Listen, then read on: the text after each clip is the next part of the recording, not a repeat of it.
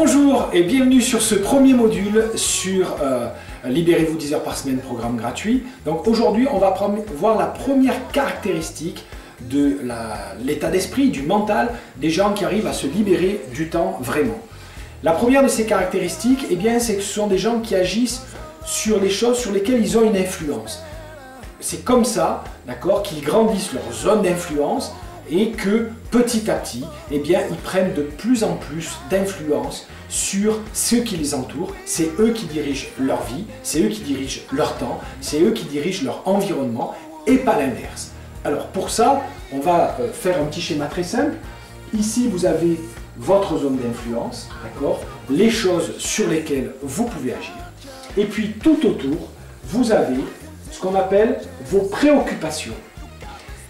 Ce qui caractérise les gens qui maîtrisent leur temps, ce sont des gens qui se focalisent sur les choses sur lesquelles ils ont une influence. On va voir un petit peu plus en détail encore, mais en focalisant sur les choses sur lesquelles ils ont une influence, eh bien, la loi, c'est qu'ils vont agrandir cette zone d'influence petit à petit. D'accord ? Voilà. À l'inverse, les gens qui ne maîtrisent pas leur temps sont des gens qui se focalisent toujours sur leur zone de préoccupation, les choses qui ne dépendent pas d'eux.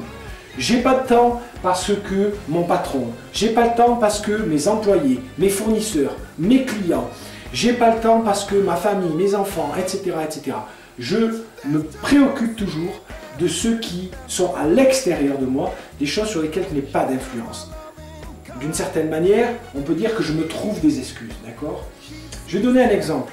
Si je suis un chef d'entreprise et qu'aujourd'hui, je me focalise sur comment améliorer mes produits, comment améliorer ma démarche auprès de mes clients, petit à petit, je vais avoir de plus en plus de clients, de plus en plus de fournisseurs avec qui travailler, j'augmente ma zone d'influence.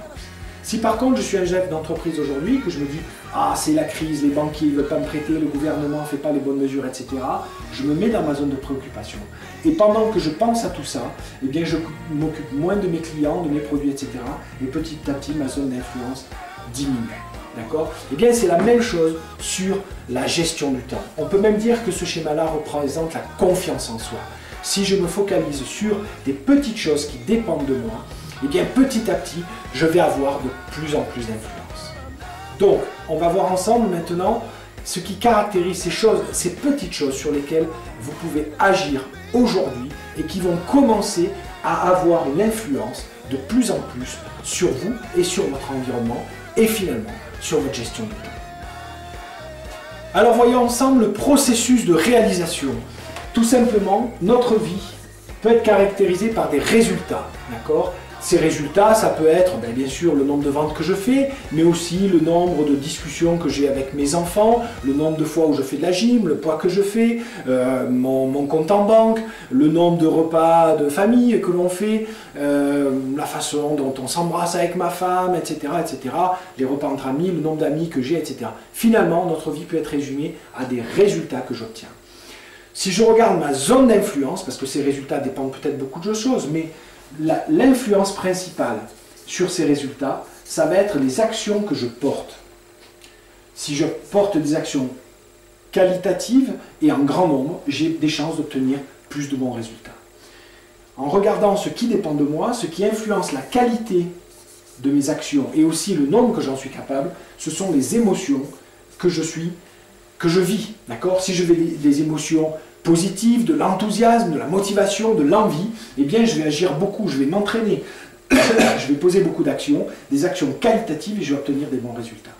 Enfin, dans ma zone d'influence, ce qui a le plus d'influence sur mes émotions, eh bien, ce sont mes pensées, ce à quoi je pense, la façon dont je perçois les choses. D'accord ? Donc je vais donner un exemple, par exemple, j'estime que je ne suis pas bon en maths. Je pense ça, que je ne suis pas bon en maths. Et bien forcément, quand les maths vont arriver, j'ai pas envie, j'ai pas confiance, je doute, etc. Les actions que je pose, déjà je vais abandonner avant les autres, je vais vite être confus, embrouillé, etc. Et donc, je vais avoir des résultats pas terribles en mathématiques, ce qui a une influence sur ce que je pense. Je suis pas bon en maths. Et vous rentrez dans un cercle vicieux. À l'inverse, imaginez que je crois avec un niveau de certitude, et on verra tout au long du programme comment on va pouvoir jouer sur ce niveau-là, eh bien, je crois que je suis capable de maîtriser mon temps? Eh bien, forcément, quand arrive un rendez-vous, je suis en confiance, je suis plein d'énergie, je suis créatif, d'accord? Et donc, je vais poser la bonne action au bon moment, hein, comme le tennisman qui fait la volée pour gagner le match, soit il la met dans le filet, soit il la met sur le court et il gagne le match. Eh bien là, je vais poser la bonne action au bon moment, je vais aussi m'entraîner, avoir la détermination pour m'entraîner, ce qui va faire que je vais commencer à maîtriser mon emploi du temps, et donc, je vais me dire, oui, je suis fait, je suis capable de gérer mon temps comme je le désire. Voici le cercle d'influence, et ce qui est important de noter, c'est que même si aujourd'hui je ne suis pas capable de le faire, une des choses que je peux changer, c'est ma façon de penser. Et on va voir comment ensuite se l'ancrer, développer une foi, une conviction qui fasse que je vais me sentir dans de bonnes émotions, poser les bonnes actions et obtenir enfin les résultats que je veux. Alors voilà pour le premier module d'aujourd'hui. L'exercice que je vous propose, il est très simple. C'est juste de prendre conscience pendant les 3 jours qui vous séparent du prochain module, de toutes les fois où vous portez la responsabilité de ce qui vous arrive sur votre zone de préoccupation et pas sur votre zone d'influence. Chaque fois que vous dites « Ah ben ça c'est pas possible », c'est peut-être pas possible, mais moi je peux agir, je peux changer quelque chose. « Ah mon banquier, c'est impossible d'avoir un crédit ». D'accord, peut-être pas tout de suite, mais déjà, la première chose que je peux changer moi, c'est ma façon de penser. Je peux me dire, tiens, ce que je veux, c'est obtenir un crédit. Comment je peux avoir un crédit? Et aussi, je peux aussi penser, bien, je suis absolument capable, j'ai tout en moi pour obtenir un crédit de mon banquier. J'ai tout en moi pour obtenir un crédit de la banque. Après tout, ça peut être pas forcément mon banquier, ça peut être un autre. D'accord? Donc je peux déjà changer ma façon de penser, avoir non pas forcément une façon de penser positive, d'accord, hein. Moi, je ne suis pas très un adepte de la pensée positive, mais une pensée influente, c'est-à-dire en me disant, moi, sur quoi je peux agir, qui va faire que je vais obtenir ce que je veux. Et souvent, la première des choses à penser, c'est définir ce que je veux et pas ce que je ne veux pas. Ça, on le verra dans un prochain module. Je vous souhaite une bonne journée et je vous dis à très bientôt.